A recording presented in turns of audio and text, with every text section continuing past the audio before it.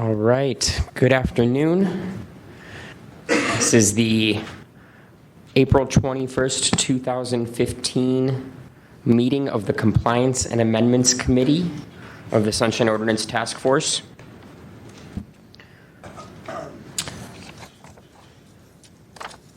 On the call of the roll for the Sunshine Ordinance Task Force Compliance and Amendments Committee meeting of April 21st, 2015. Call the roll. Member Copra. Copra is absent. Member Washburn. Present. Washburn present. Chair Hefner. Present. Hefner present. We have a quorum. There are no agenda changes that I know of. Item number 2, adoption of the February 17, 2015 Compliance and Amendments Committee meeting minutes.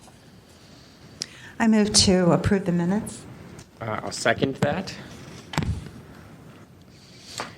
Is there any public comment concerning the minutes of February the 17th? Good evening, task force members. Regarding the minutes, I would like to see more specificity regarding the discussions by members of the public.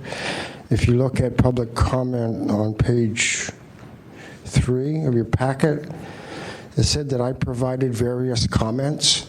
I don't think that's descriptive enough, and I would like to see more substantive recording of what my comments were. And again, on page 4 of your packet, I'm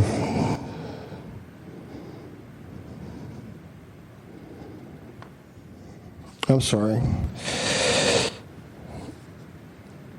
Page 3 again, on public comment on agenda item 4, it says that I provided additional suggestions. I would like to see what my suggestions were. I mean, all due respect to Mr. Young, I think he's doing an excellent job as your administrator, but the minute should reflect more substance of what's reported and communicated by members of the public. Thank you. Thank you. Seeing no further public comment, on motion to approve the minutes for February the 17th, Member Washburn? Aye. Washburn, aye. Chair Hefner? Aye. Hefner, aye. Member Copra? Copra is absent. The motion to pass the minutes is approved. Next on the agenda is item number 3. File number 14099, hearing on the status of the order of determination, complaint filed by Patrick Mentshaw against Dennis Herrera, Matt Dorsey, Gabrielle Zintrin, City Attorney's Office for violating Administrative Code Section 67.25A for failure to respond to an immediate disclosure request in a timely and complete manner. So in reviewing this file, the first thing I noted was that I was not present at the meeting at which this was determined. In reviewing the order of determination, the violation we found was for a violation of Section 67.25, subsection A, for failure to respond to an immediate disclosure request in a timely and complete manner. My assumption is that the reason that this is brought before us at this point is because it was not, is to make sure that it was responded to in a complete manner, not in a timely manner. May I make, I would like to note that Member Pelpel is in the room. I was wondering if Chair Washburn of the Sunshine Ordinance Task Force would like to consider appointing him to today's meeting or to this committee for today. Right. We discussed this earlier in the day when it was clear Member Chopra was not going to be attending, and because we have some complaints, members of the task force were polled to see who could come and sit in his stead. His attendance has not been reliable to on this committee or on the full task force. So Member Pilpel was the one who stepped up. So at this time, I'd like to appoint him to this complaint committee for this hearing. And for the Complaints Committee and the Compliance and Amendments Committee. Yes, right. Thank you very much. Just a brief overview of the hearing for this matter, file number 14099. I believe at that meeting, the city attorney had a personal emergency and was not able to stay to the end of the meeting. And the Sunshine Ordinance Task Force held the hearing without a representative from the respondent's office present.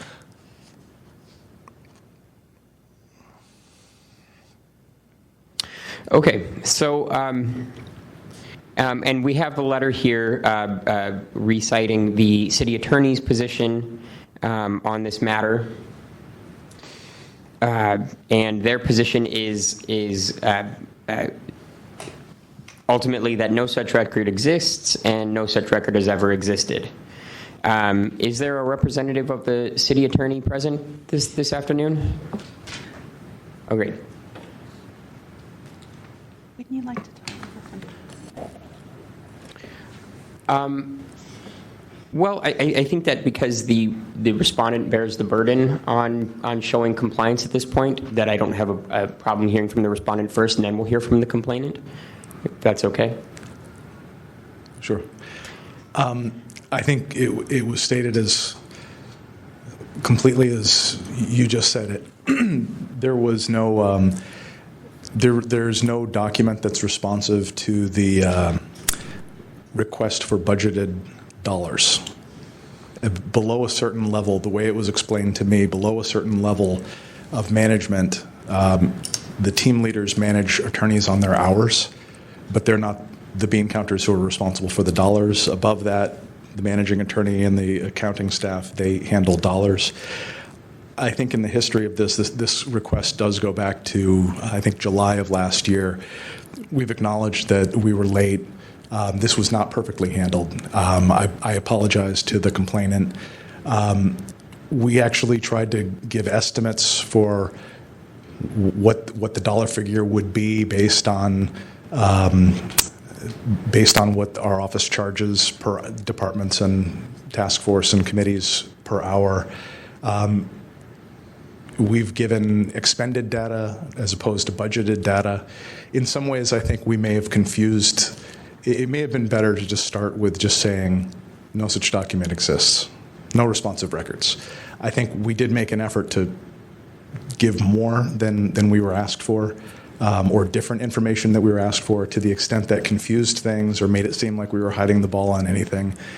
It's just not the case. We have nothing to hide here. If we had the document, we would have turned it over back in July. Okay, and my understanding of the Sunshine Ordinance, too, is that there is an obligation to provide information to the extent that that information is readily available.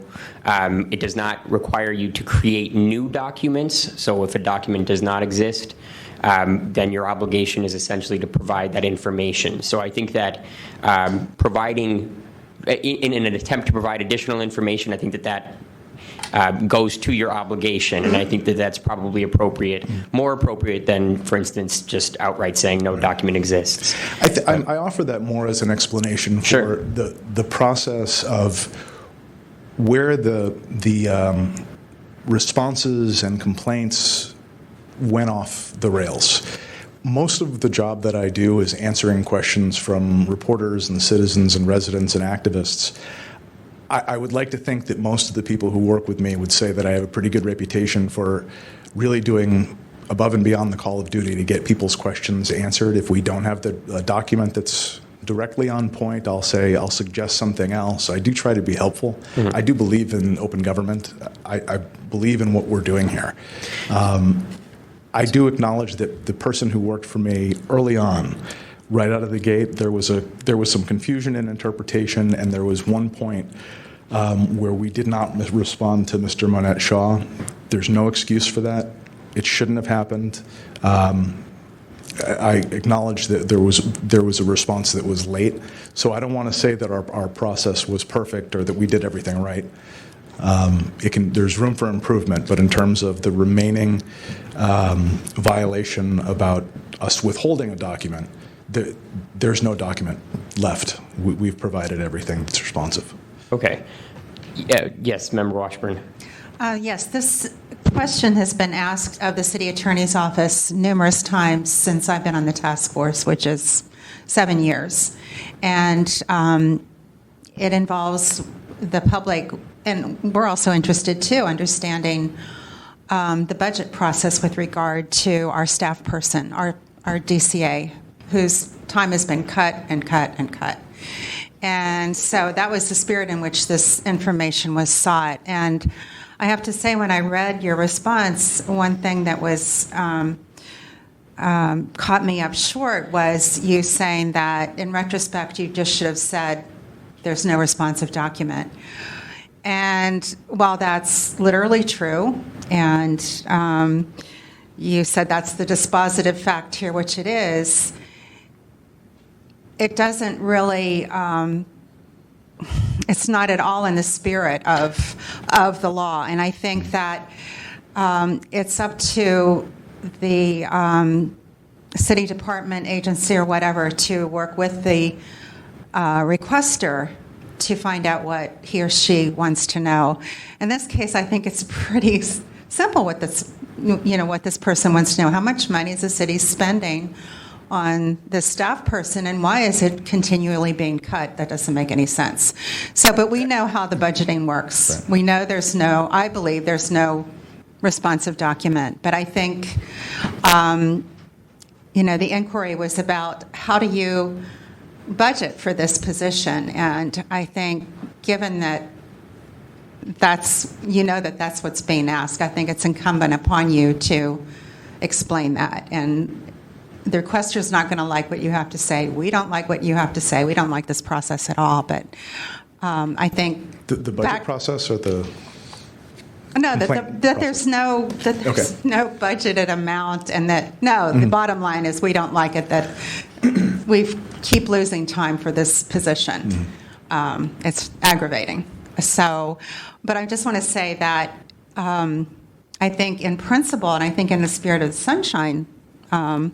The ordinance, that it's important to find out what's being requested and work with that person. And just saying that there's no responsive document is not helpful, even though that's the bottom line and the fact of the matter.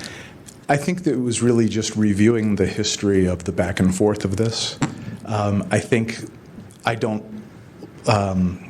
blame the requester for being, he was asking for budgeted dollar amounts and we were giving expended dollar amounts. I think I think he may have been rightfully frustrated that we weren't giving him exactly what he was asking for.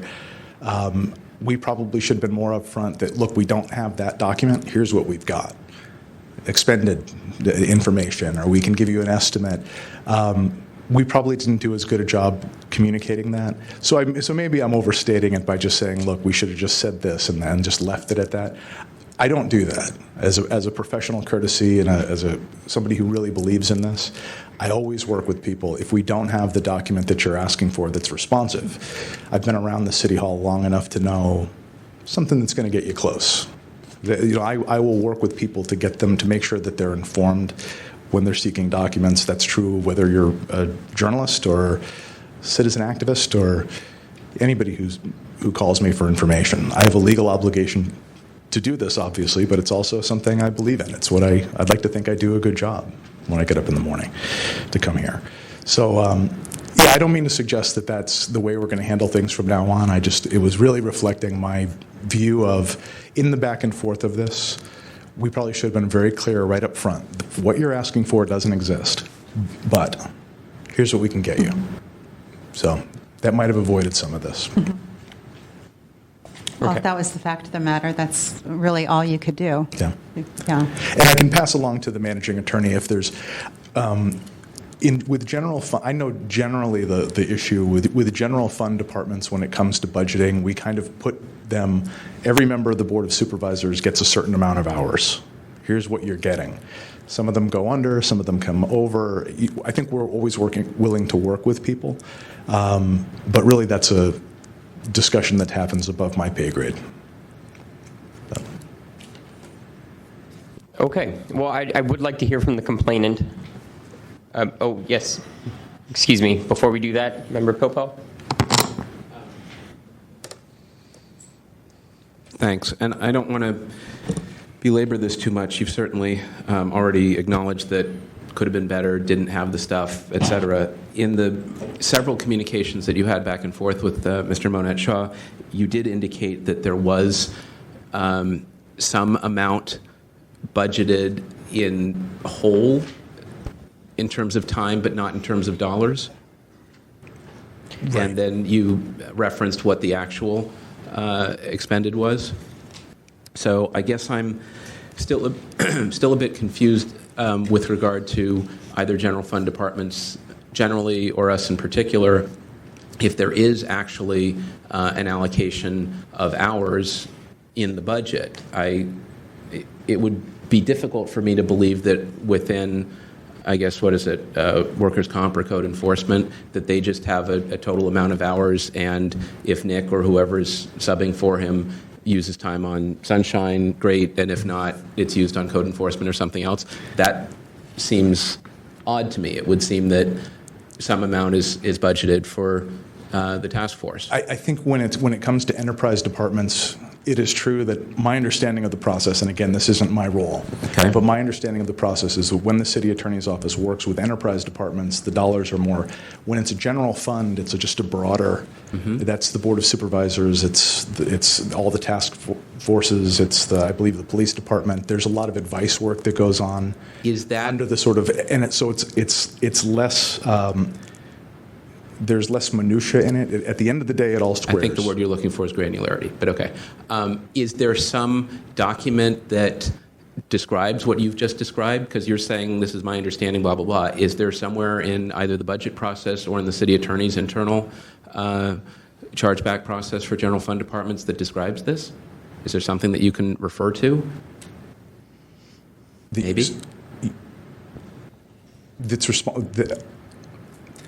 My understanding is that everything that we have provided, right, everything that we were asked for, we provided, and to the extent we couldn't. I understand. I'm just saying what you just explained about the budget process as relates to general fund departments, is that in a paragraph in a document somewhere that you can excerpt and provide? I'm not aware. I can ask. Okay. And did I understand that the managing attorney just left? Yes. Or is in the process of? Yeah. And there will be somebody new there? Yeah. Yeah. Great. Because we're, as you heard, we're certainly interested in how time and funds are budgeted for the task force. There's a provision, I think it's 67.21H or I can go find it if necessary, that talks about the city attorney and the board of supervisors providing sufficient staff and resources for the task force to accomplish its purpose.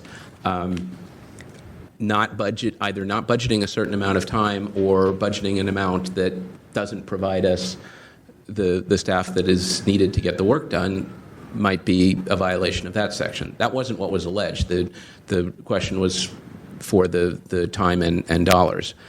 I guess we'll hear from the complainant.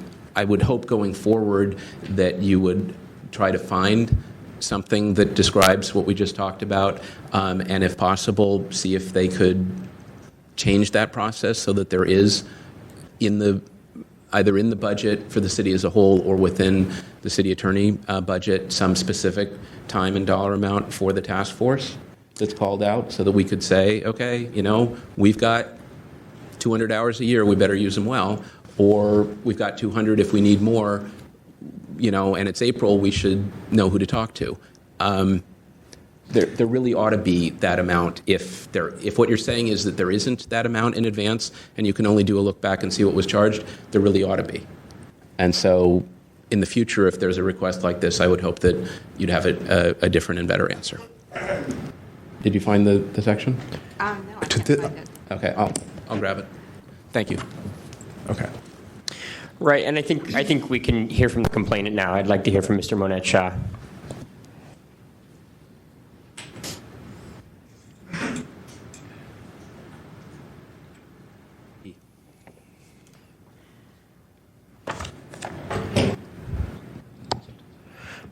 Good afternoon, Mr. Monette Shaw. Good afternoon. I'm a little shaky on my feet today. I don't know what the problem is, but I'm very unsteady. I'm just not buying it. This general fund versus enterprise stuff makes no sense. It also makes no sense that certain work at manager level and above gets budgeted dollars, but little people don't. None of this adds up. I'm sorry. I've worked for the city for 16 years, and I've never heard of a city department that does not budget in dollars, not hours. How could you, as a task force, go negotiate with the city attorney's office to increase your dollars unless it's budgeted? You're going to go over there and haggle and say, so based on hours, what level of job description or job classification codes are going to be used, and is a higher code going to be used sucking up all of our money way too quick? I'm sorry, this doesn't make sense. In Michael Petrolis' case, 14-066, this task force concluded that the city attorney had, in fact, violated the ordinance. When I saw Mr. Dorsey's April 15th memo, I was really shocked that he was asking you to either rescind or edit your order of determination. He could have sent some other knowledgeable representative when he had a personal matter and could not attend, and he didn't. Obviously, that knowledgeable person could not possibly have been Mr. Zitron.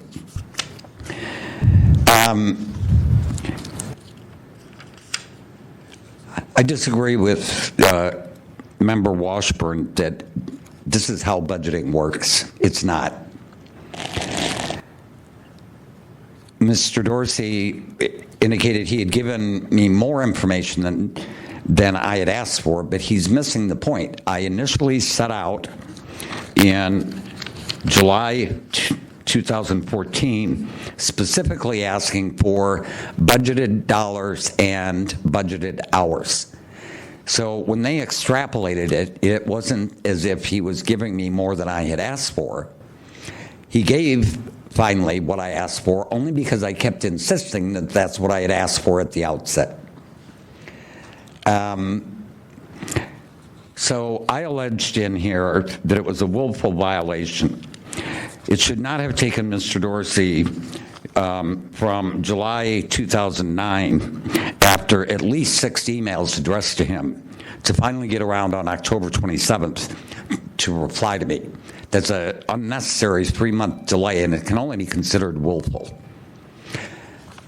I urge you to find and sustain your order of determination, and I recommend that you insist that as a semi-adjudicative body, semi-judicial, that the city attorney's office is required going forward to actually budget in dollar amounts so that it's known right at the outset. I will eventually put in another records request to another city department to find out if there is detailed level of data showing budgeted dollars, because I simply cannot believe that the city attorney is the only city department that budgets in that budgets in hours and not in dollars. You go to a financial advisor and ask them professionally about budgeting in hours but not in dollars, and I bet you they'll laugh at the concept. So is the problem here then, had it been, what's the advantage to having it in dollars? Is that for being able to take that dollar amount back through the budget process and reassessing the needs of the task force? Absolutely, so that you can add the portion that comes from the city attorney and the portion that comes from the clerk of the board, and figure out what kind of a budget you have to work with. How can you do any kind of budget negotiations with Ms. Cavillo or Mr. Herrera without knowing dollar amounts? I can't imagine anyone going in front of the full Board of Supervisors and asking for a budget supplemental based on hours. They do it in dollars. Mr. Rosenfield, sitting in the city controller's office, could extrapolate hours to dollars, but it's not done. You go hat in hand with a particular dollar amount in mind of what you want. I can't believe that they are budgeting only in hours for you people. Well, my understanding, though, is that the number of hours that is budgeted for the task force is determined internally at the city attorney's office, where they're not allocating dollar amounts. They're allocating amount of time that their attorneys are spending on various things. And I bet you, Member Hepner, that every other city department has a whole host of sub-programs, and every one of them have to justify how much hours they want and how many dollars they want. And that it's not just, here, we're going to assign a pool of money and then let the city attorney internally decide how to allocate it. Right. I can't imagine you going to Harvey Rose or Ben Rosenfield and saying, would you give us $10 million and we're not going to tell you up front what we're going to do with it? How we're going to spend it? What we're going to spend it on? Who the recipient is and how much each of those recipients are going to get? Right. They're not going to give you $10 million if you're not going to cough up how you're going to carve up that money. Well, It's just inconceivable. Yeah. We've got an $8 billion budget. What if the entire city budgeted the way the city attorney budgets? So I'm certainly not saying that you're wrong, and in fact, I agree with you to the extent that it would make it a lot easier if this wasn't a dollar amount. I'm only asking questions to understand. Then if you can see your way through to upholding the full task force's decision, and if you must fiddle with the order of determination, I'd feel much better about you putting in the order of determination that the task force strongly recommends that they change their policy. So 5 years from now, this issue doesn't come up again. They need to be told this is not the way city departments budget money. Right.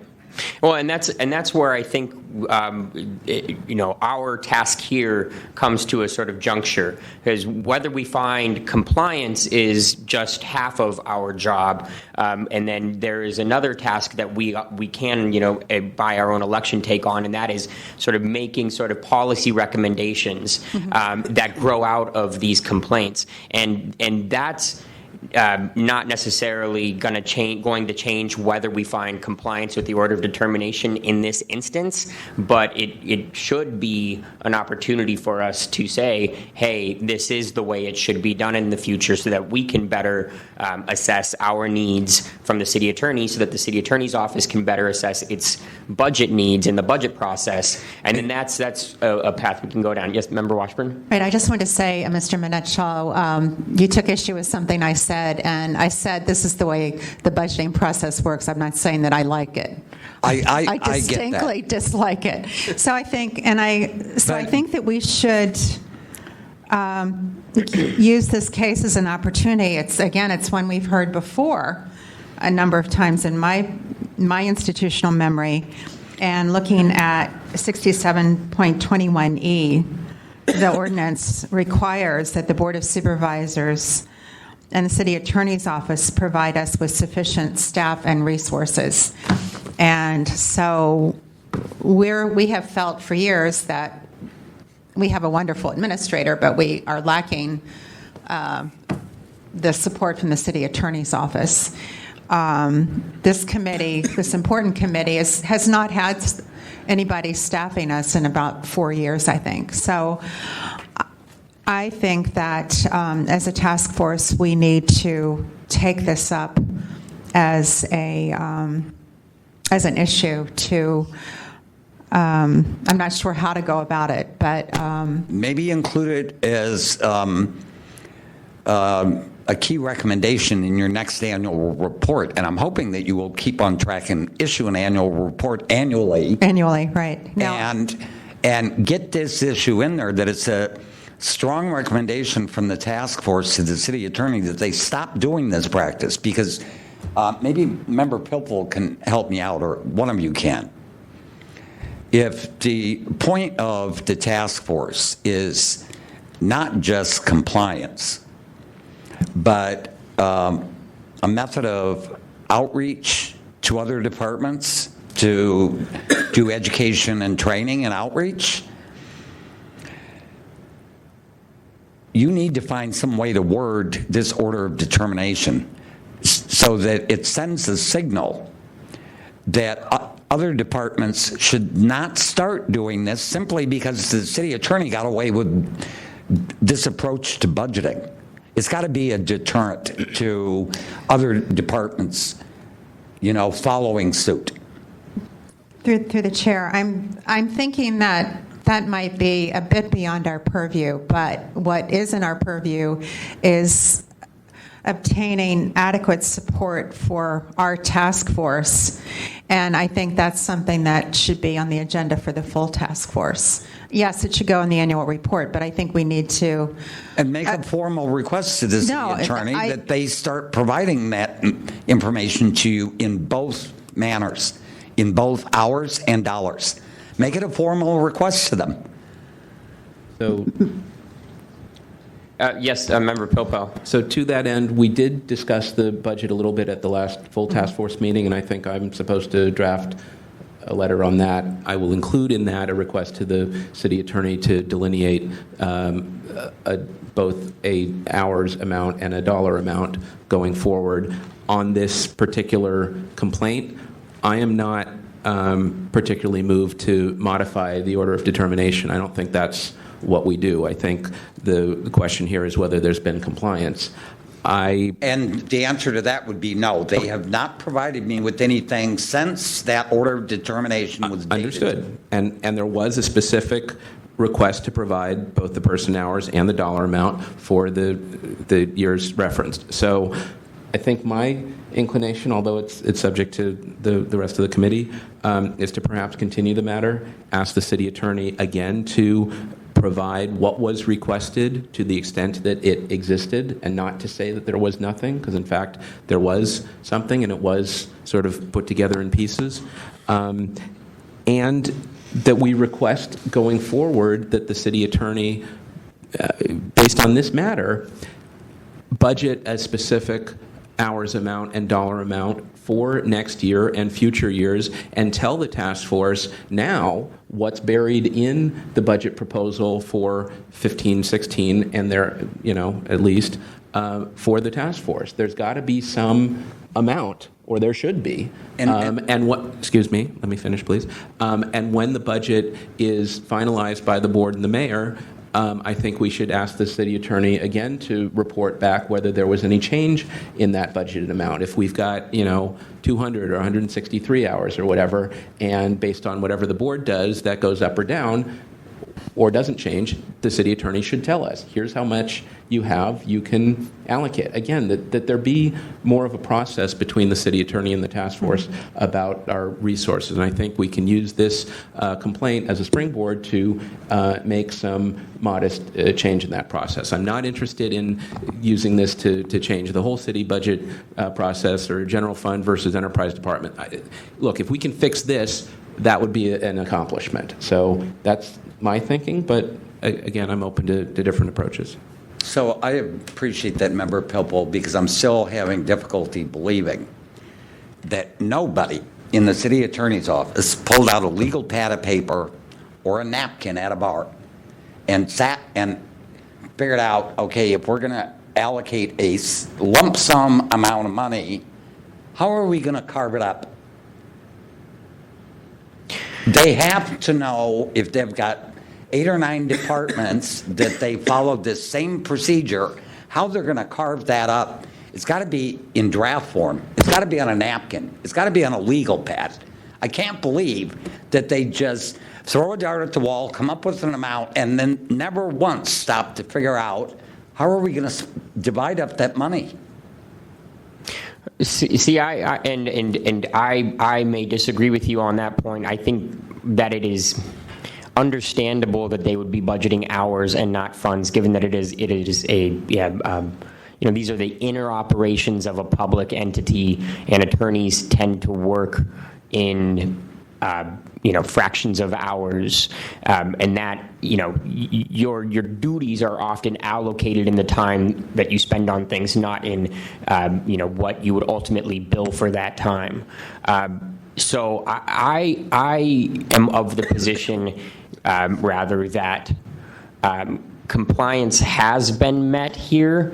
My only the only caveat being that we don't really like the way the system operates. But I'm looking on page 12 of our packet, and there's an estimate for the dollar amount budgeted using the average billing rate of $249 per hour. And for both 2012 to 2013 and 2013 to 2014, that amount is provided, and it's $56,000 or $56,025. So some effort has been made to provide you with what the dollar amount, to provide us and you, namely, with what the dollar amount would be, and that number, I would like to explore that number more and determine, use that as the springboard for potentially allocating more funds to the task force so that we can have a city attorney when you need one. Correct, but again, I'm wary of parsing out compliance with the request on the one hand, and our own desire as the task force, which should not really bear on whether compliance has been made, but our own desire, which is relevant with the task force, to have more resources allocated to us so that yes, we can have a city attorney here to answer our questions. Well, I appreciate that, but you should not be conflating the two issues to begin with. I'm trying to keep them as separate as possible is what I'm saying. While I understand what you're saying, that in most private law practices, you may budget on hours, but let me ask you a question. Have you worked for the city and county of San Francisco? Not outside of the task force. No, you're an appointee. So you're not working for the city and county. You're an appointee to a task force. What I'm telling you is no other city department budgets that way. It may be common practice in law firms, but it is not common practice in city government. Okay, well, that's where I stand personally, is that I'm ready to find that compliance has been met here and not continue with the violation, but we, and somehow figure out how to separate the issue that we would like to address, that we would continue to like to address, which I think is well within our purview in the Compliance and Amendments Committee to address the issue of why we don't have a city attorney here assisting us. And that, so. With all due respect, if you do that, you will in effect be overturning the full task force's determination that there was not compliance. I disagree. Okay. And there is still not compliance. I don't care what they say about having given me a professional courtesy of providing an extrapolated amount. That is not compliance. So Member Pilpel, you suspect that there's some additional information that's available too. I'm not sure. I was of the mind of, it looks like there isn't anything in writing about dollar amount, and there should be, in my opinion, but there's not. So, what are your thoughts? I guess here's what I think, and we probably shouldn't spend all day on this, that with regard to how things are budgeted in the future, maybe that's best handled through the full task force in our discussion about the budget. And I will certainly bear all this in mind, and we'll chat about this further. With regard to this particular complaint, we did request that the allocation, I mean, it's on page 2 of the order, be provided within 5 days. And it's not clear to me that that happened. I think some of the explanation that we've been given is in writing, not all of it. I'm very interested in something in writing from the city attorney that says, not just I understand this is how it works, but in fact, this is how it works, and this is the documented process for general fund departments or for the task force or whatever. And I think it's worth knowing who, in fact, makes these judgments. If there's some amount that's either budgeted or some allocation somehow, and choices are made for how much time we get versus other things within general fund, who makes that choice? I can't believe that Dennis Herrera makes that choice for everything. That would be unlikely and unreasonable. Is it the managing attorney? Is it the chief assistant or chief deputy? Is it the head of code enforcement or whoever Nick rolls up to? I think there's some understanding of how, if they're going to say this is a bit, oblique, I think they need to explain more about how that works with some citation and possibly naming names. I guess I'm just not convinced that there's been compliance with the specific order. I don't believe that there's willful noncompliance, but I think that they could have a better answer with due respect to Mr. Dorsey. So what you're saying is we would like information so that we have a full understanding of how this works vis-a-vis the task force. If they can't answer the question that Mr. Monette-Shaw put, which was pretty easy and direct, if they can't answer that, then I think a more detailed answer that explains this, not just with the I understand, but with something better than that, would be in order. And that would seem to me to be compliant. Either they provide the answers that Mr. Monette-Shaw asked for, or something that explains in more detail why they can't. And through the chair, one last point. I don't possibly see how the 3-month delay between the initial request being submitted to Mr. Dorsey and his reply in October, 3 months later, is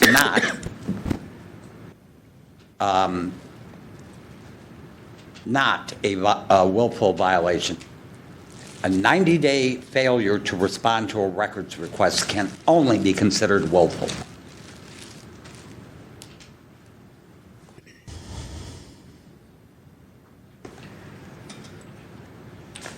And it wouldn't hurt the city attorney to give us some understanding of the 15-16 budget. That would... Right, if we want to change things, we're going to have to know how they work. Yeah.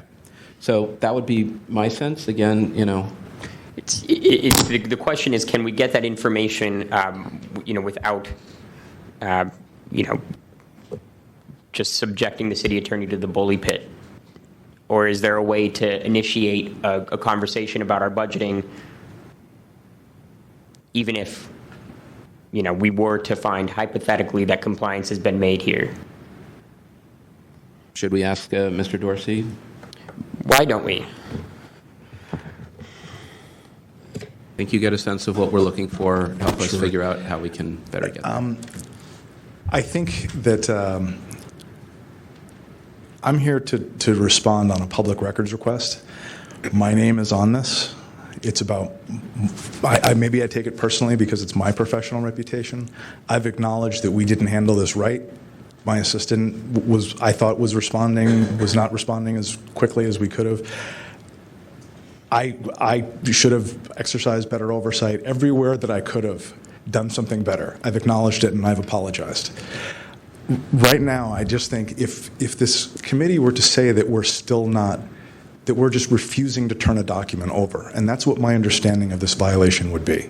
If you're to say that we're still not complying with the order, I just don't know what to do. I mean, I feel like this is becoming a proxy fight for something else. Well, and let me cut you off, because I think it certainly is. There is something else going on, and it's separate from the complaint. And I think that's what we're trying to get at right now: is can we have a conversation with the city attorney's office about the budgeting for the task force, so that we can have a more thoughtful conversation about how much time is budgeted to the task force, so that we may have a city attorney here at all times, and that's what, separate from the complaint, the issue of whether we are being afforded enough time and specifically dollars to have that assistance from the city attorney's office that we are afforded under section 67.21 subsection E of the Sunshine Ordinance.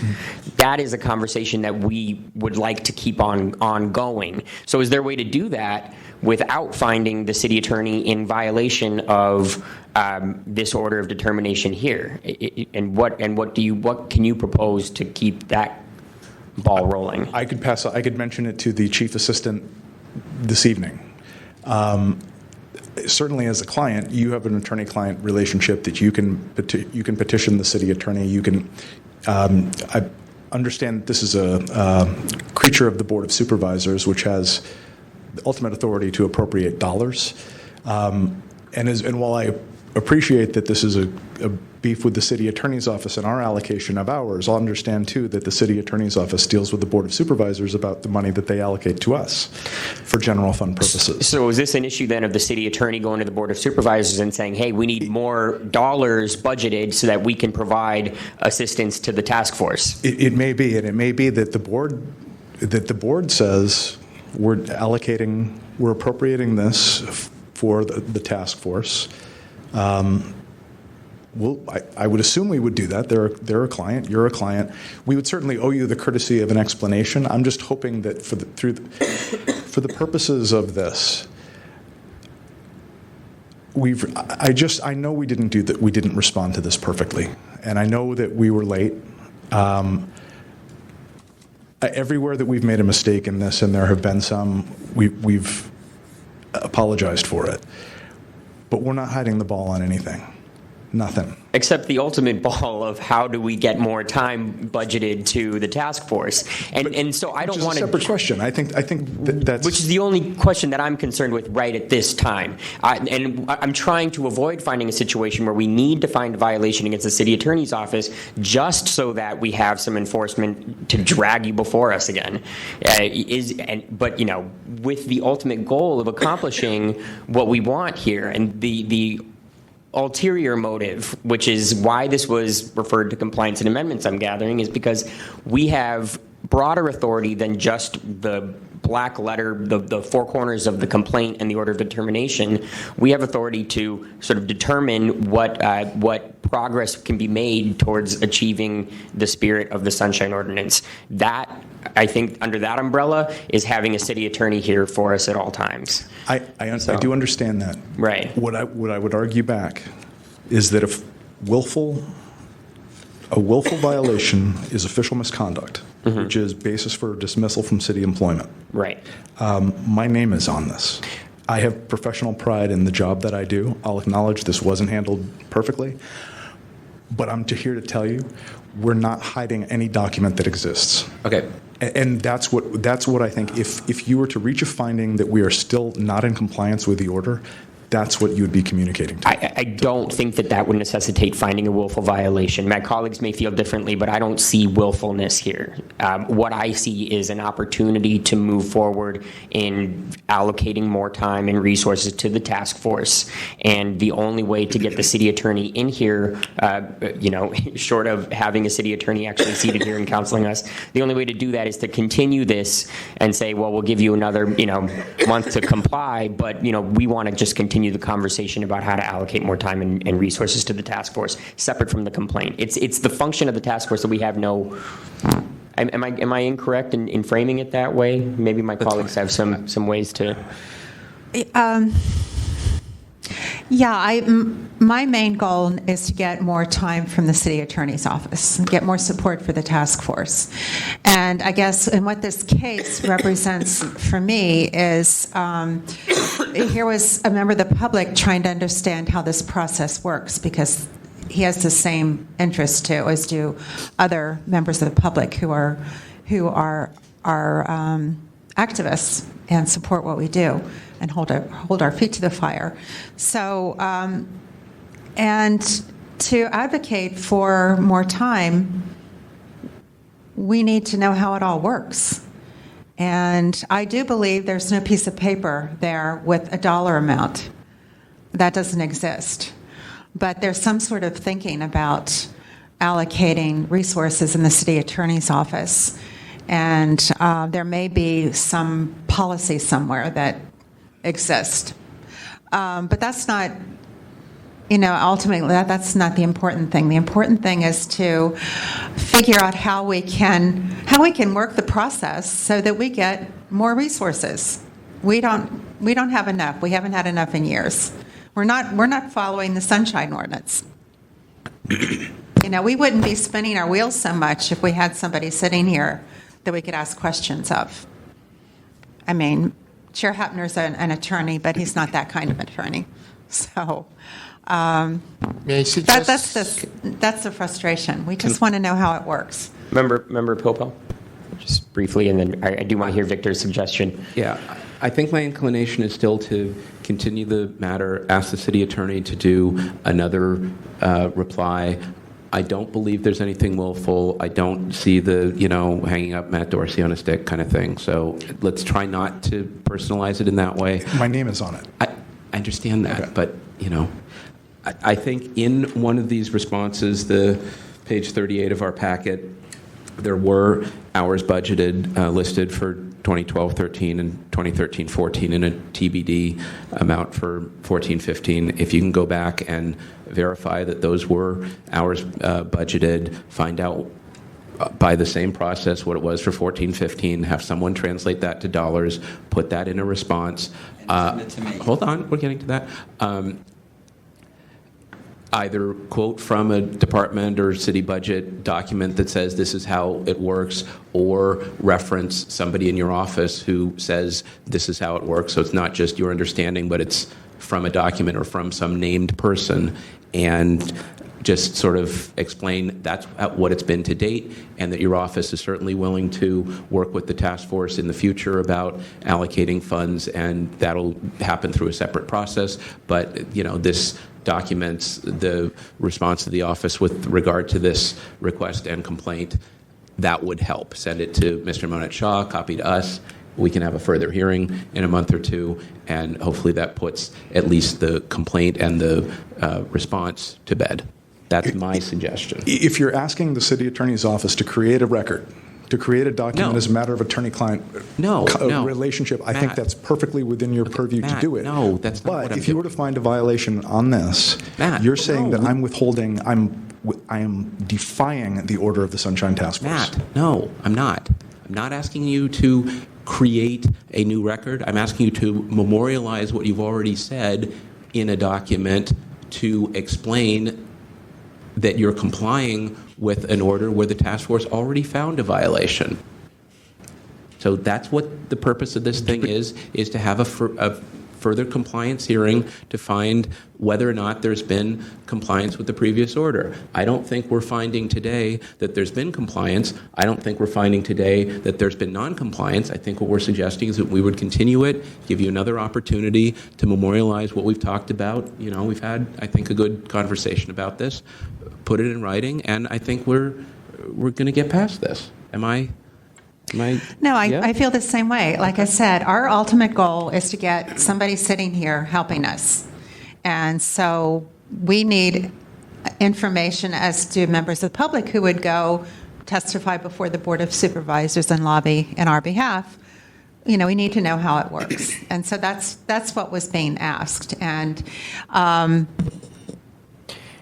not of the mind either to put you on a stick. But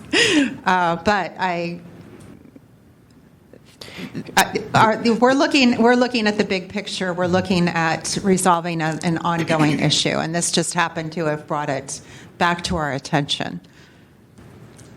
Okay.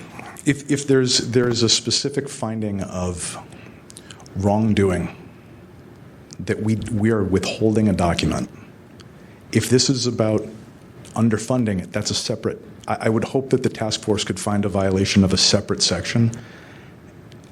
I'm not the budgeting guy, and I realize that maybe I'm over-personalizing this, but my name is on this complaint. I have taken this as far as a public records request. I have taken this as far as I can take it. I've apologized for every misstep that I've made, and I've made some. But I just feel that at this point, this is becoming a proxy fight. Within the four corners of this complaint, this is becoming a proxy fight for a budgeting process that really has to take place among you, the board, and the city attorney. But in order for us to take this on, and I really don't think this is as big a deal and as many red flags as it's seeming. I think the simple question that I would want to know is, how does the city attorney's office and who in the city attorney's office, how do they allocate time to the task force? Where is that decision made, and how is that decision made? That would be maybe that document doesn't exist, okay? So this is not a document that you're not withholding, but that is information that could satisfy at least a portion of the request made by Mr. Monette Shaw. It would also serve us, tangentially in our understanding of the budget process and how to, use that information ultimately, and how Mr. Monette Shaw can use that information ultimately to help us have more resources here at the task force. This is no longer to me about violations and willfulness and an ethical stain on your record. This is at this point in the Compliance and Amendments Committee working together to parse out the details and make some progress, in a more holistic sense. I don't think this is about tarnishing you as an individual in your role at all. Okay. If the record reflects that, then I'm fine with it. I will elevate this. May I suggest we create a separate file, separate from this complaint regarding that matter? That way there is a separation regarding your request, separating the complaint from your request for additional information. I think we're already doing that at the full task force in regards to the budget. And so, I will bear in mind as we deal with the budget process there that one aspect is the Board of Soups and how much is allocated there, and another aspect is the city attorney and how funds are allocated there. But that's more general. I think what we're wanting from the city attorney's office now is how it's been working. We want that information. Right, and I think that's in relation to the instant complaint. So I don't think that we need to create a new file on it. Well, let me put it this way. Microphone, please. Through the chair. Mr. Monette Shaw, if you could speak through the microphone, just so it's on the record. Thank you. Through the chair, while you're trying to hash out whether you're hearing my complaint or you're mounting your own separate issue, which I fully support, to the extent that Member Philpott noted that they have not provided the budgeted hours, and it still is TBD and hasn't been provided to me, there's not been compliance as of today. That item remains outstanding. And frankly, I don't want to be dragged down here for continuation 2 months from now at this committee. This should have been wrapped up 2 or 3 months ago at the full task force and not dragged me or Mr. Dorsey down here for this. There has not been compliance. There has not been compliance. Okay. It's plain and simple. All right. Well, I think we should move this to a resolution here and take a vote, make a motion, and conclude this matter. I personally will throw it out there that I do believe that compliance has been made because I think what exists has been provided. I think that we want more, and that conversation takes place in a different part of these proceedings in a different forum within the task force, which is, according to Member Pilpel, and I believe also is ongoing, and that is the understanding of the budget of the task force. And that is a process in and of itself, which we will use some of this information and engage in ongoing conversations with Mr. Dorsey in the City Attorney's Office to understand the budget more thoroughly. As pertains to this complaint, I can't help but think that I don't believe there's further responsive documentation What about to TBD? provide. I don't think, my understanding is that the City Attorney's Office does not budget this in advance, that there are some issues with how time and money are allocated to the task force. Those issues we can address in another forum. Whether compliance has been made here, I personally believe it has. And I'm ready to so move that compliance has been met here. Is there a second to that motion? Seeing no second, is there another motion? I'll move to continue the matter to the call of the chair and request the city attorney to respond and memorialize what's been provided, what exists, or what doesn't exist, and why, citing a process or naming names. And I second the motion. And to be clear, what information is that requesting from the city attorney? TBD. Mr. Monette, I'm asking my fellow members on the task force right now. That's asking for the recap of their response to Mr. Monette Shaw's July 28th, 2014 request for the amount of budgeted city attorney time in both person hours and dollar amount to support the task force for 3 specific fiscal years, 2012-13, 13-14, and 14-15. And either that specific information, or if it doesn't exist, why not citing either a document or some person who's in charge of that process, explaining how that has worked to date for those 3 specific years. It was a very specific request.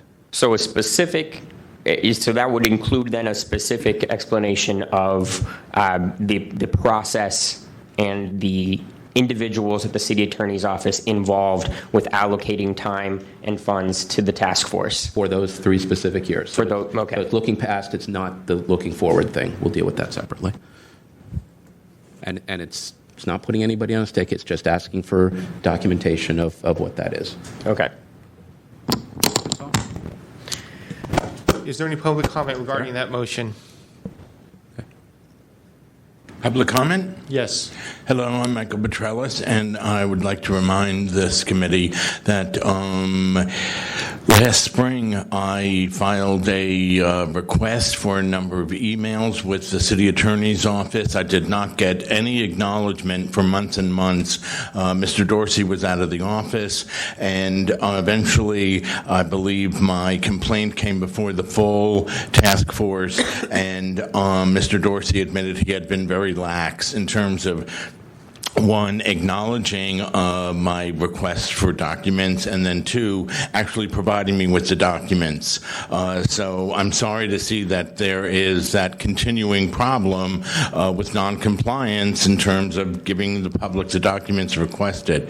The other matter is, I think that we really need competition with city electeds, and that Mr. Herrera needs to have a competitor. I think that part of what we're seeing here within the city attorney not giving the full resources that the Sunshine Ordinance Task Force needs could be addressed if Mr. Herrera had some competition instead of it being like a Soviet-style coronation. We really need to address these matters, and I'm glad that you're going to take this vote. Thank you. Thomas Piccarello. I'm in support of the motion, except I don't like the idea of at the call of the chair. If you recall, the chair of this committee found there was no violation or there was compliance. So I would like you put it on next month's compliant, or when next time you meet, and your compliance and amendments committee. Secondly, I'm a little troubled though by the discussion of you trying to bootstrap, extort in terms of you getting more city attorney hours for 2015, 2016 when you're making a discussion as to whether or not there was compliance with your order of determination. Your responsibilities are only to make a determination as to whether or not the order of determination by the full task force was complied with. The discussion about city attorney appropriating more hours should be more appropriate in an education committee, but you shouldn't put the two together. It's sort of bizarre. Your rationale that, you may find compliance or non-compliance, but how about giving us some more hours? That's not your responsibility or your duties. You're a compliance committee. The sole question in front of you tonight is, did they comply with your order of determination and giving the documents that were requested by Mr. Shaw? And clearly they did not. Thank you. Seeing no further public comment on the motion to continue the matter to the call of the chair. Member Pilpil. Aye. Pilpil, aye. Member Washburn. Aye. Washburn, aye. Chair Hepner. Aye. Hepner, aye. The motion passes. The matter will be continued to the call of the chair. 9 months into Item number 4, file number 15010, hearing on the status of order determination, complaint filed by Thomas Percarillo against... Mr. Monette Shaw, please. TBD, 9 months into the year. I think you won today, Mr. Monette Shaw. Complaint filed by Thomas Percarillo against the San Francisco Fire Department for violating Administrative Code Section 67.21C, 67.25A, and 67.27 for failure to identify public records that were withheld, for failure to respond to a public records request in a timely manner, and for failure to justify the reason for withholding certain records. May I suggest we hear from The complainant first? the respondent as they provide additional documents that were to be responsive to the order of determination. Yes, please. I do see a member of the San Francisco Fire Department present. Good.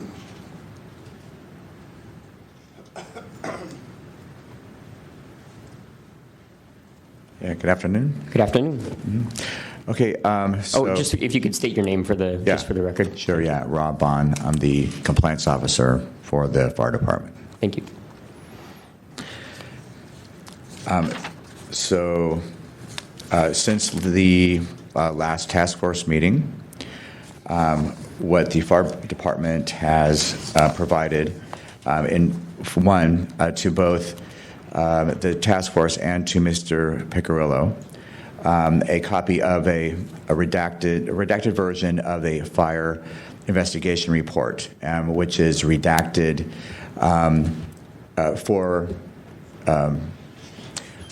and basically, as a public record. Also, what was provided only to Mr. Picarillo was a modified redacted version, which, since Mr. Picarillo was a victim of this fire, he actually is entitled to more information than just regular members of the public. So there are special provisions in state law that actually allow him, as a victim of a fire, persons that have had, suffered losses, etc., to be able to get more information. So we have provided both versions. The task force is only provided with the one version. Okay. Also, the department has re-examined procedures for requests of this nature, specifically for requests for fire investigation reports. We will not, as what was explained in the last meeting, we will not be sending the requester over to the Bureau of Fire Investigation.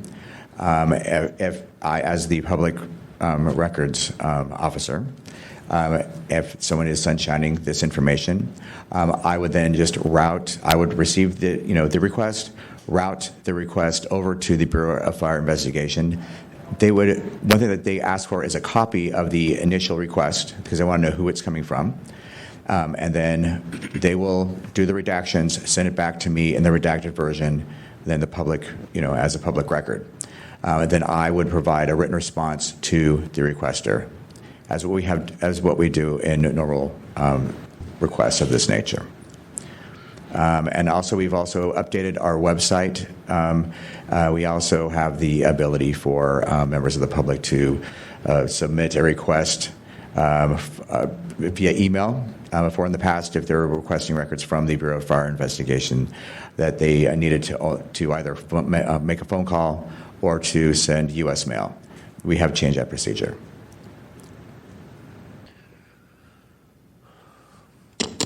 Okay, thank you. I think those are all positive developments. At this time, I'd like to hear from the complainant, Mr. Piccarello.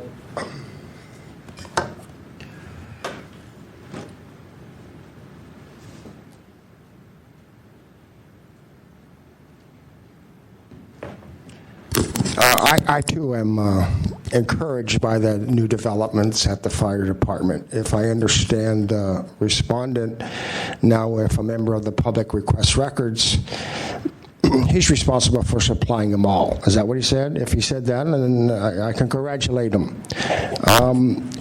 The fire report given to me is overly redacted. If you look at your packet, beginning page 61, all these names are redacted.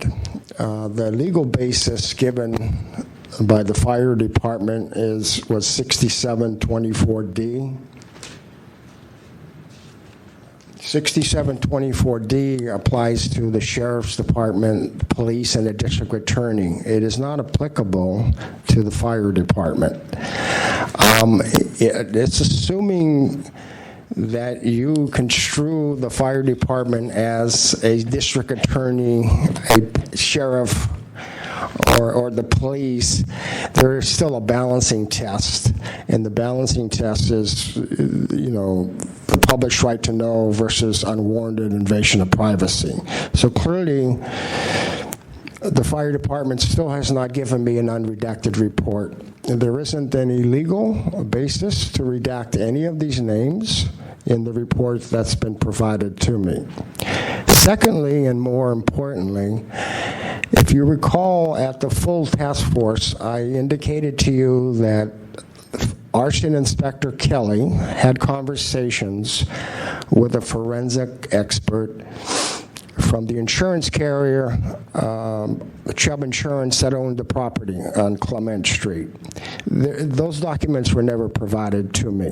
I was told by Arson Investigator Kelly that she did have conversations with the forensic expert, and that she was precluded from giving them to me. Again, there's no legal basis to deny me those documents, either phone conversations. In fact, Arson Investigator Kelly said that she was provided some data to justify the conclusion that the fire was an act of arson and not an electrical fire, as indicated by the San Francisco Fire Department. So there hasn't been compliance with my initial request, and there hasn't been compliance with your order of determination last month. Twofold. The report is redacted without any legal basis, and the communications between the arson investigator of the fire department and the forensic expert with Chubb Insurance was not provided to me.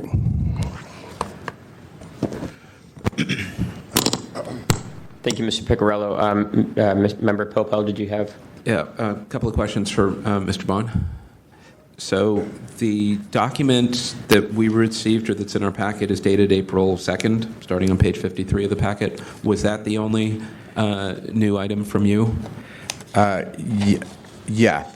I sent two separate communications to the task force.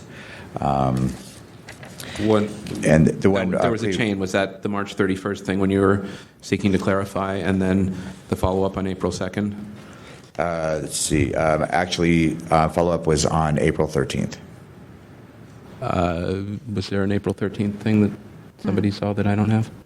I don't see it. Can you share with us what that thing is? Because we're not seeing it. Victor? And with the attachment to everything. Here's Somebody? a copy. Something? You're, I just see April 2nd. we don't. Victor, is it in, not in?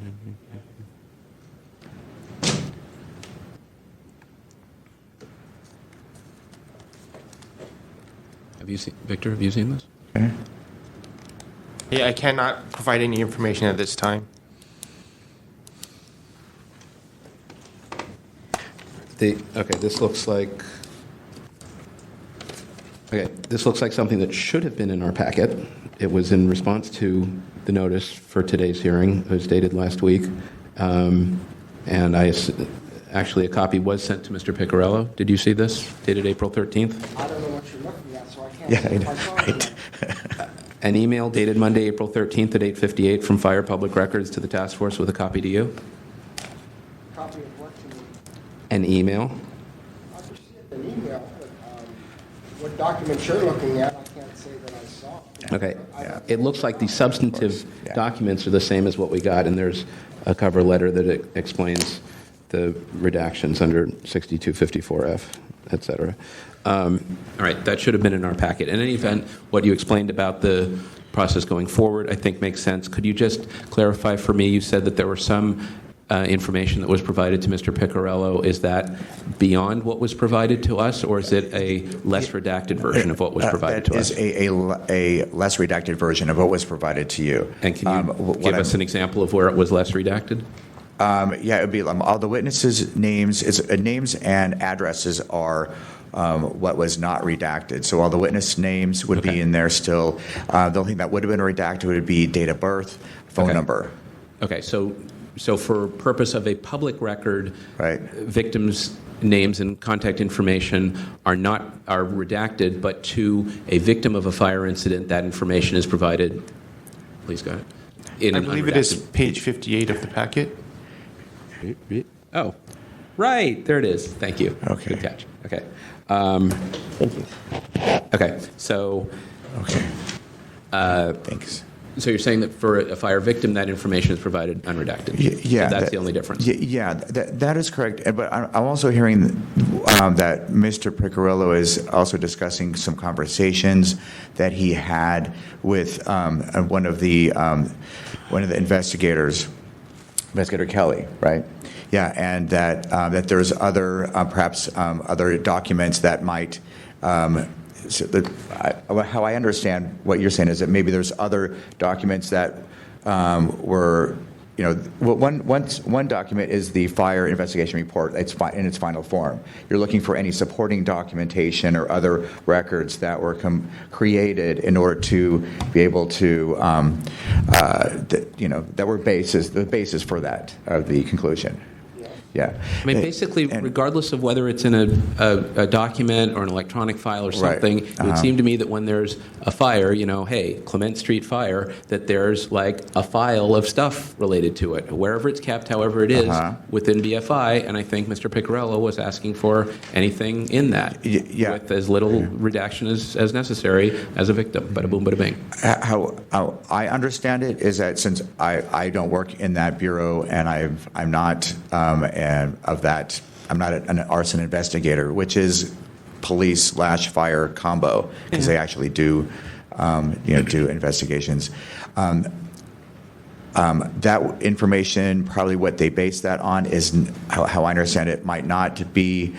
Likely would not be disclosable per a public records request. However, it might be disclosable to a victim of the fire. So I think if you make another pass with them to see what's available, that would be good. It seems to me like you've done the things that the task force asked for, so... Well, I mean, we had specifically suggested that you search for all communications with Officer Kelly that could pertain to the request. Did that search take place?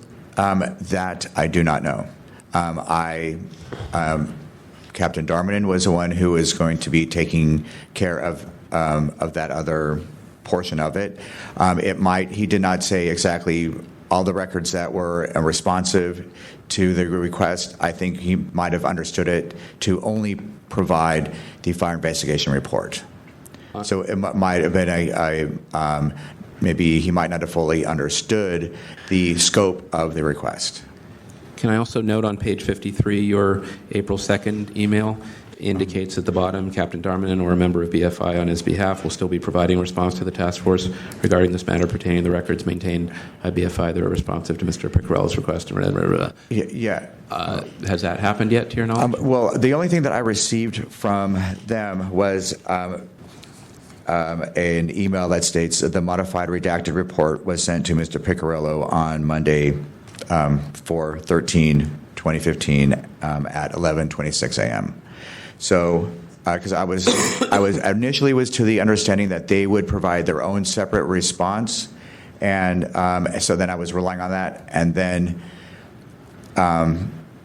Yeah. Once again, you guys got to get your story straight. Yeah, there was not a full communication. Also, if I did explain in the April 13th email that they were undergoing a move from 1415 Evans over to the public safety building, so they didn't have everything operational up and running during this time. So that also, inconvenienced a lot of this. So they didn't even have anything even accessible at the time when these documents were being. Okay. And then with respect to, I'm not fully understanding. We also asked you to review the basis for the redactions, specifically in light of the fact that the investigation had been completed. Yeah. And I see in your April 13th email from you to Mr. Piccirillo and to the task force this sort of brief interpretation of California Government Code Section 6254, subsection F, in which it is stated that local law enforcement agencies shall disclose the names and addresses of persons involved in or witnesses, blah, blah, blah, blah, blah. And then your addendum, which I imagine is your interpretation, which I want to, sort of get to the bottom of a little bit. It says, this legal provision does not exact that the department disclose this information in response to a request for public records. And I'm wondering where that... Oh yeah, because it says because it's saying local law enforcement agencies. You need to read the entire thing. Local law enforcement agencies shall disclose the names and addresses of persons involved in or witnesses other than confidential informants to the incident, to the victims of an incident or an authorized representative thereof. Mm-hmm. It doesn't say all members of the public. So it's very specific about those individuals who have privilege beyond. Okay, I understand what you're saying. So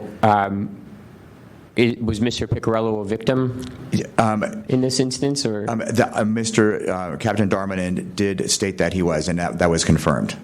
That he was, yes. Yeah. The answer is yes, he was a victim. Yeah. So then what is the basis for redacting the documents provided to Mr. Piccirillo as a victim? Only the only the date of birth of and phone number of the witnesses. To my understanding, that's the only information that was redacted in the version that was provided only to Mr. Piccirillo as a victim of the fire. Okay. That's the less redacted. The separately provided. Okay. Yeah. I understand. Does that sound correct? There was more? Yes. Okay, I have not seen that. I have not seen that version. Okay, so there seem to be a few outstanding issues here, and I can't say that I'm terribly confident that the communications, for instance, between yourself and the Bureau of Fire Investigation have been adequate in digging up. They haven't. Okay, so it's like I mean, we don't really. It makes it a little easier that you're forthcoming with that. Of course, it leaves us in the position of not. It makes it a little harder for us to find compliance in this instance. I'm doing everything I can. So, if we are to continue this, can we be fairly confident, can you be confident that progress is being made? I mean, I don't know what assurance you can provide us and more importantly, Mr. Piccirillo, that more information is forthcoming, given that, we've already, pulled you back here a couple times. Yeah, well, it's almost like what I would kind of recommend would be something like this, if you will, that I'm not sure about the redactions and stuff. Maybe we can work with that. I can work with that with Mr. Piccirillo on that specifically to try to figure out what might, what additional information might be in there. However, any other, I think it's really looking at all of the records that pertain not just the fire investigation report, but all records. And then if it's because usually if you do have records, but you're withholding them for a certain reason, you would state why they're being withheld, right? Mm-hmm. So I think that's what that's maybe a little bit of training on the part of the captain, about understanding the Sunshine Ordinance a bit more better and what his obligations are when conducting a record search. And what that kind of globally means, because is that to sort of suggest that your ability to do so personally is limited? Because there is a hierarchical structure within the fire department, and then he has a higher rank than myself. So I don't. So correct, yeah. And also we're in lateral stuff. Okay, but let's be clear so that we can, again, not be here all night. He's responsible for investigations. You're responsible for public records. And to the extent that there's redaction, I think you're sort of the redaction guy. You can tell people how to do it or what to do it, or they can submit it to you. But you guys have to figure that out. It seems to me like we're probably continuing this again because there's more work to do. I think that, personally, you and Captain Darmanin need to have a little sit down, like a live meeting, mm-hmm. His place, your place, somewhere. Mm-hmm. Go through this decision and order, page 51 of the packet, very carefully. You've explained some of the things. I think you're good on some of this stuff, but he's not completely with the program, and you guys have to coordinate your story and tell us and tell Mr. Piccirillo jointly, not like you're going to do one part and he's going to do it separately. You got to do a single communication to us saying, here's what we've done, blah, blah, blah. You've already got, I don't know that you need to get us more documents. Just be sure that Mr. Piccirillo gets all the stuff that he's looking for and tell us that that's been done and what you've already said about moving forward with the new email and the new location and the admin person and blah, blah, blah. If you can just document all that, again, coordinate your story, and then I think you'll probably be in a better place. That's my sense, but, And I just wanted to say that this order of determination is for the fire department, not for you personally, but for the fire department. So that would cover the captain, right? He works for the fire department? Yeah. Okay, so, it's incumbent on him to make sure that, first of all, Mr. Piccirillo has absolutely everything about that fire that he was the victim of. Yeah, that he's entitled to, yeah. Yeah, and particularly any information about a possible arson, all of that he's entitled to have. And so that should have been provided well in advance of today's meeting. And so... And if we made an error, it may be that we didn't copy the chief on this, and perhaps whenever we find a violation, we should absolutely copy the department head so that she can assign the two of you to meet with whatever chiefs and battalion chiefs and hippity-doo-dah chief, whatever you got to do internally to get it together, because it's ultimately a department responsibility to figure this out. And if you're only getting part and not the other part, that's not great. So if it would help for us to copy her, we can certainly do that. But, The captain was copied on this. He was copied. Yes. I'm talking about Chief Hayes White.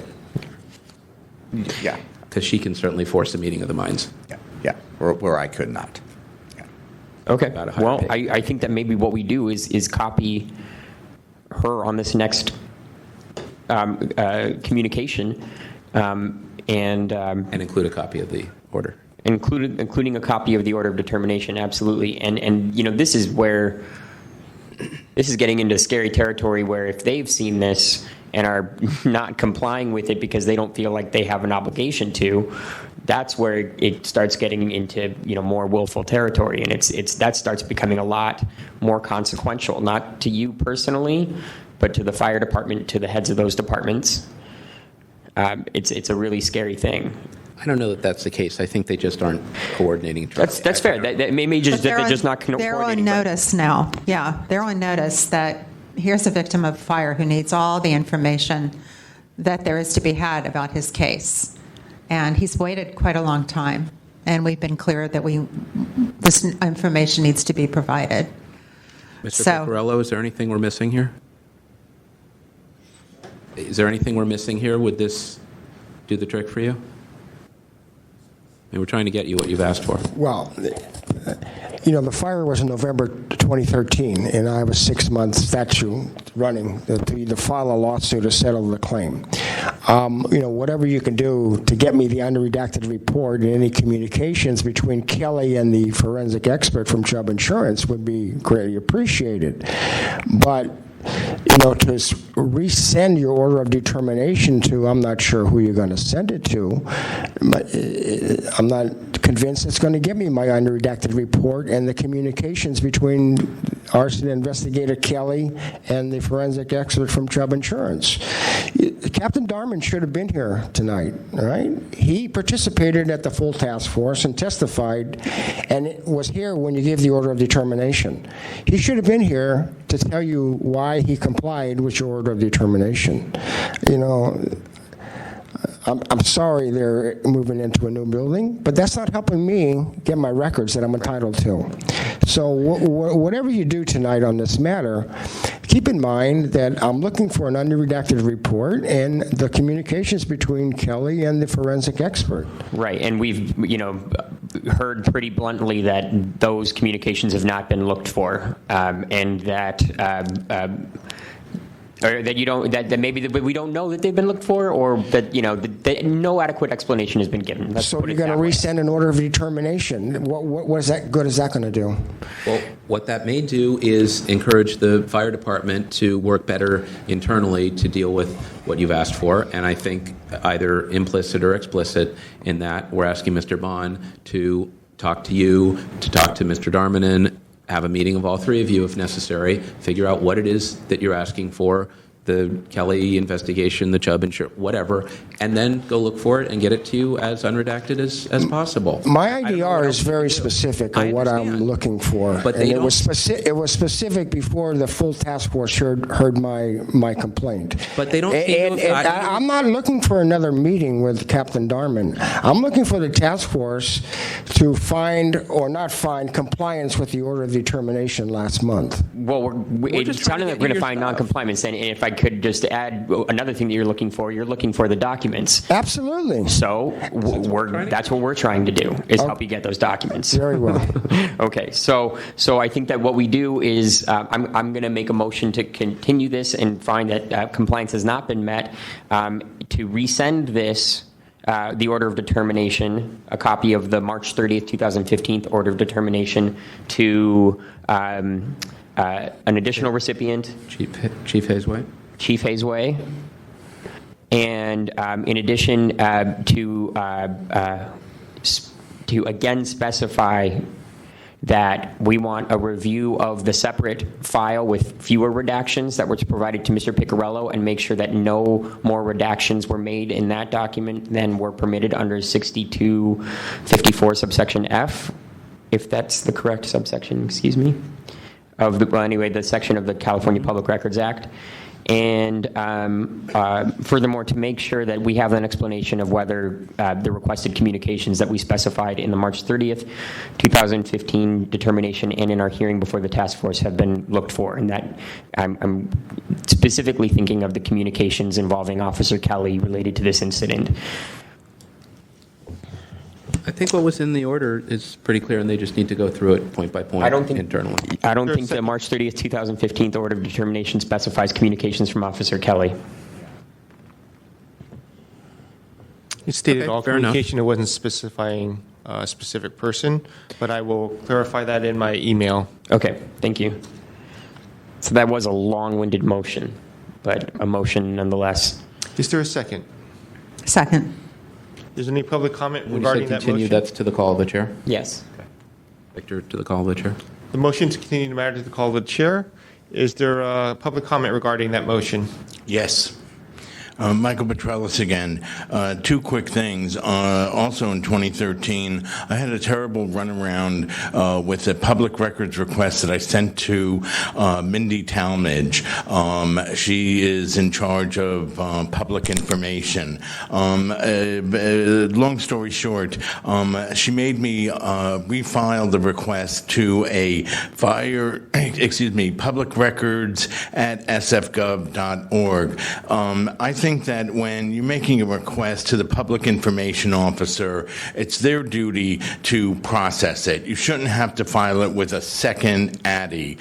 The other thing is, once I did get this fire report about a fire, thankfully no one was killed or harmed near our house, I questioned why these reports were not being posted on their website.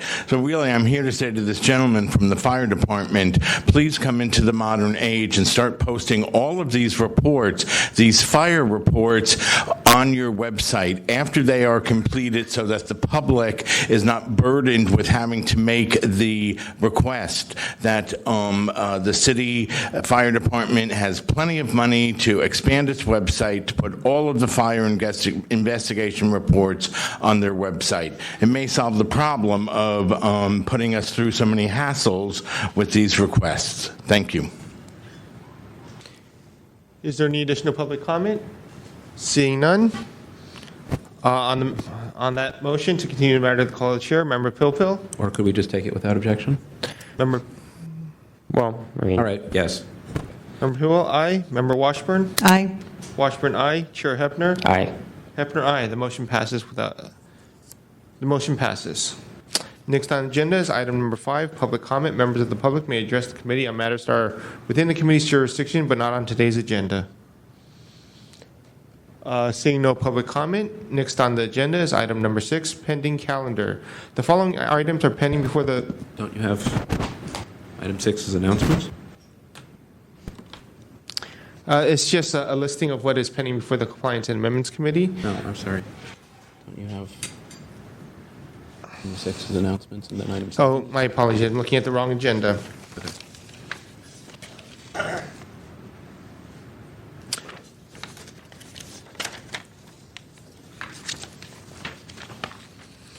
Item number 6, announcements, comments, questions, and future agenda items. Are there any announcements from the committee? Only that I have been advised that the calendar requirement amendment, the amendments to the calendar legislation that we've been tossing around for some time, may be going before rules on Thursday. It's not on the rules agenda, though I am looking into that and will relay to Victor as soon as I hear back whether that's coming before rules. I'm not certain that I'll be able to make it.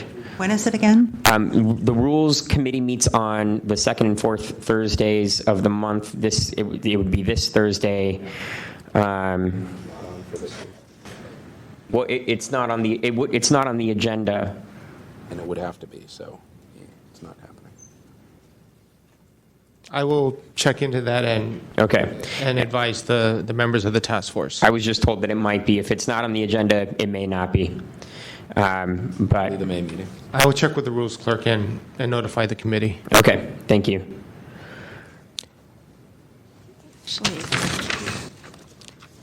If there are no other announcements, next on the agenda, Public comment I didn't announce public comments previously.